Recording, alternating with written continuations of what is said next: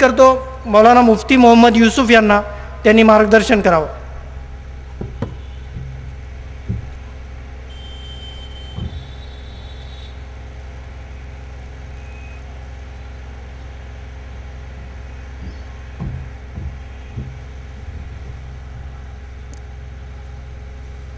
نحمده ونصلي على رسوله الكريم اما بعد اعوذ باللہ من الشیطان الرجیم بسم اللہ الرحمن الرحیم ان اکرمکم عند اللہ اتقاکم. میرے دوستو، اللہ کے رسول صلی اللہ علیہ وسلم نے جب آخری حج کیا ہے، اس وقت آپ صلی اللہ علیہ وسلم نے جو تقریر فرمائی تھی، اس میں آپ صلی اللہ علیہ وسلم نے فرمایا تھا: لا فضل لعربی علی عجمی ولا لعجمی علی عربی ولا لاسود علی احمر ولا لاحمر علی اسود الا بالتقوی. کسی عرب کے رہنے والے کو دوسرے ملک کے رہنے والوں پر اور دوسرے ملک والوں کو عرب والوں پر، کسی کالے کو گورے پر، کسی گورے کو کالے پر کوئی فضیلت حاصل نہیں ہے. فضیلت صرف تقوی کی وجہ سے ملتی ہے. تقوی کہتے ہیں برے کام چھوڑ دینا. جو آدمی غلط کام چھوڑ دے وہ اچھا ہے. باقی میں فلاں ذات کا ہوں، میں فلاں جگہ کا رہنے والا ہوں، اس لیے میں اونچا ہوں. اللہ کے رسول صلی اللہ علیہ وسلم نے لا فضلہ، کسی طرح کی بھی بڑائی حاصل نہیں ہے کسی کو.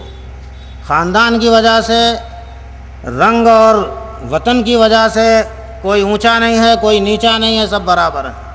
ہاں، جو غلط کام چھوڑ دے گا، برے کام نہیں کرے گا، وہ اچھا آدمی مانا جائے گا. میرے دوستو، یہ پیغام آج سے 1400 سال پہلے آپ صلی اللہ علیہ وسلم نے دیا.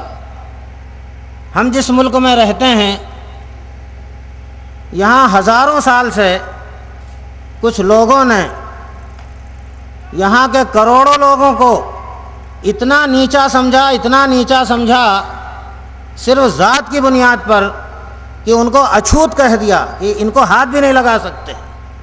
حالانکہ وہ انسان تھے، ان کو وہ اپنی بیٹی دے سکتے تھے، لیکن ہاتھ لگانا بھی گوارا نہیں کیا. اور مجھے افسوس کے ساتھ یہ کہنا پڑتا ہے کہ ہمارے مسلمان بھائیوں نے بھی، سب تو ایسے نہیں ہیں لیکن بہت سے مسلمان بھائیوں نے بھی اس ملک کی آب و ہوا کا اثر لے کر اونچ نیچ بنانا شروع کر دی. ہم اونچے خاندان کے، ہم نیچے خاندان کے. بھائی، ملک کا اثر لوگے کہ حضور اکرم صلی اللہ علیہ وسلم کی بات کا اثر لوگے؟ آج سید اپنی بیٹی جلائے کو دینا پسند نہیں کرتا. کیوں نہیں پسند کرتا؟ سب برابر ہیں، سب آدم علیہ السلام کی اولاد ہیں. منہ سے کتنی بھی اسلام کی تعریف کرو، جب تک عمل نہیں کر کے دکھاؤ گے ہم مار کھاتے ہی رہیں گے. ہم کو عمل کر کے دکھانا ہے کہ ہم اونچ نیچ کو نہیں مانتے. لیکن ہمارے ملک میں ہزاروں سال تک لوگوں کو نیچ سمجھا گیا، ان کو اچھوت سمجھا گیا، اور جن کو اللہ نے یہ عقل دی تھی کہ اونچ نیچ کو مٹائیں، وہ بھی اس بیماری میں آ کے مبتلا ہو گئے. ایسے ماحول میں ایک راجا، شاہو مہاراج بادشاہ تھے، پوری زندگی اونچ نیچ کو ختم کرنے میں انہوں نے لگائی. اس کی وجہ سے ان کو بہت بدنام ہونا پڑا، بڑی تکلیفیں اٹھانی پڑیں، لیکن ہر چیز کو انہوں نے گوارا کیا. اونچ نیچ کو مٹانے کی کوشش کی. جن کو نیچا بنایا گیا تھا ان کو اونچا کرنے کی کوشش کی. یہ اسلام کا کام تھا، یہ حضور اکرم صلی اللہ علیہ وسلم والا کام تھا جو ایک راجا نے کیا. ہم نہیں کر سکے، وہ بیچارے زندگی بھر کرتے رہے. ہم کو ان کا احسان ماننا چاہیے. اس کے علاوہ شاہو مہاراج نے ان کے دل میں مسلمانوں کے بارے میں جو جذبات تھے، ہمارے وکیل صاحب کی کتابیں پڑھنے کے بعد اندازہ ہوتا ہے آج مسلمان کوشش کر رہا ہے کہ ہم کو ریزرویشن ملنا چاہیے. 90 سال پہلے شاہو مہاراج نے مسلمانوں کو ریزرویشن دیا. آج تک یہ حکومت دینے کے لیے تیار نہیں ہے، لیکن شاہو مہاراج نے 90 سال پہلے مسلمانوں کو ریزرویشن دیا. دوسرے قوموں کو بھی دیا، مسلمانوں کو بھی دیا. یہ ان کا بہت بڑا احسان ہے. حضور اکرم صلی اللہ علیہ وسلم کی ایک حدیث ہے، من لم یشکر الناس لم یشکر اللہ، جو لوگوں کا احسان نہیں مانتا وہ اللہ کا بھی احسان نہیں مانتا۔ جو آدمی ہمارے اوپر احسان کرے ہم کو اس کا احسان ماننا چاہیے۔ دیکھو ماں باپ نے ہم کو پیدا نہیں کیا ہے، ہم کو اللہ نے پیدا کیا ہے، لیکن ماں باپ ذریعہ بنے، اس لیے ہم کو زندگی بھر ماں باپ کی خدمت کرنا چاہیے، اللہ کا حکم ہے۔ تو جو بھی ہمارے اوپر احسان کرے ہم کو اس کا احسان ماننا ہوگا۔ شاہو مہاراج کے بارے میں وکیل صاحب نے لکھا ہے،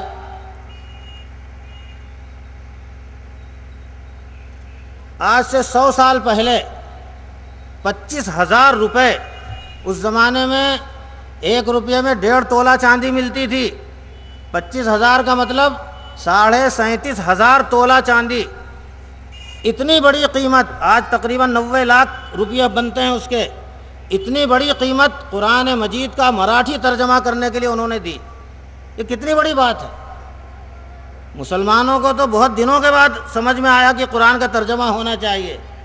شاہو مہاراج نے 100 سال پہلے 25,000 روپیے یعنی 37,500 تولہ چاندی کے برابر رقم قرآن کا ترجمہ کرنے کے لیے دی، مراٹھی ترجمہ کرنے کے لیے۔ مسلمانوں کی تعلیم کو، مسلمان تعلیم یافتہ ہو جائیں، ان کی تعلیم کے لیے ہاسٹل قائم کیا۔ یہ شاہو مہاراج کے جو بڑے بڑے کارنامے ہیں، اس کے علاوہ اور بھی بہت سی باتیں ہیں، اور ان کے دل میں مسلمانوں کے بارے میں کیا جذبات تھے۔ ایک مٹھ تھا، اس مٹھ کی آمدنی کچھ زیادہ تھی، شاہو مہاراج نے حکم دیا اس مٹھ سے ہر سال 300 روپیے، آج سے 100 سال پہلے کے 300 روپیے فلاں مسجد کے اوپر خرچ کیے جائیں۔ مسجد کے لیے مٹھ کی آمدنی خرچ کرنے کا حکم دیا۔ اتنا مسلمانوں کے بارے میں ان کے جذبات اچھے تھے۔ میرے دوستو، آج ہم جن حالات سے گزر رہے ہیں، مسلمانوں کے بارے میں ایک نفرت کا ماحول پیدا کر دیا گیا ہے۔ ہندو مسلم فسادات ہر جگہ ہوتے رہتے ہیں، اور اللہ کے فضل سے شاہو مہاراج کی شخصیت ایسی ہے کہ کروڑوں لوگ ان کو اپنا بڑا مانتے ہیں۔ یہ ہمارے جتنے بھی دلت بھائی ہیں وہ بھی ان کو اپنا بڑا مانتے ہیں، جتنے مراٹھا بھائی ہیں وہ بھی ان کو اپنا بڑا مانتے ہیں۔ اگر ان لوگوں کے سامنے یہ بات جائے گی کہ تم جن کو اپنا بڑا مانتے ہو ان کا دل کیسا تھا، ان کے جذبات مسلمانوں کے بارے میں کیسے تھے، تو انشاءاللہ ان کے اوپر اثر ہوگا، اور ہوا ہے۔ یہ جو آپ دیکھ رہے ہیں، یہاں مراٹھا سیوا سنگھ کے صدر پرشوتم کھیڑکر صاحب بیٹھے ہوئے ہیں، وامن مشرام صاحب بام سیف کے صدر بیٹھے ہوئے ہیں، ان کے دلوں میں مسلمانوں کی ہمدردی کہاں سے آ گئی؟ پوچھئے ان سے۔ انہوں نے بابا صاحب امبیڈکر کو پڑھا، مہاتما پھلے کو پڑھا، شاہو مہاراج کو پڑھا کہ یہ لوگ مسلمانوں کے کتنے ہمدرد تھے، ہم ان کو اپنا بڑا سمجھتے ہیں، اور یہ جن سے محبت کرتے تو ان سے ہم لڑتے رہتے ہیں۔ یہ سب سوچ ان کی جو بدلی، اسی وجہ سے بدلی۔ تو ضرورت اس بات کی تھی کہ شاہو مہاراج اور مہاتما پھلے، امبیڈکر صاحب اور شیواجی مہاراج، ان لوگوں کو زیادہ سے زیادہ ان کی صحیح تصویر دنیا کے سامنے لائی جائے۔ اردو زبان بین الاقوامی زبان ہے، اس زبان میں بھی اس چیز کو لانا چاہیے تھا۔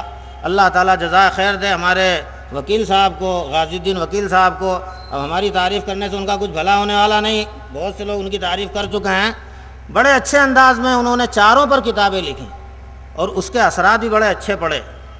اب آپ شاہو مہاراج کے تعلق سے اور یہ جو نفرت پیدا ہو گئی، اس کو ختم کرنے کے لیے کیا کیا ہونا چاہیے، اس تعلق سے انشاءاللہ ہمارے جو یہاں بڑے بڑے مقررین آئے ہیں، کوکاٹے صاحب ہیں، کھیڑکر صاحب ہیں، میشرام صاحب ہیں، ان سب کے بیانات سے ہم سب فائدہ اٹھائیں۔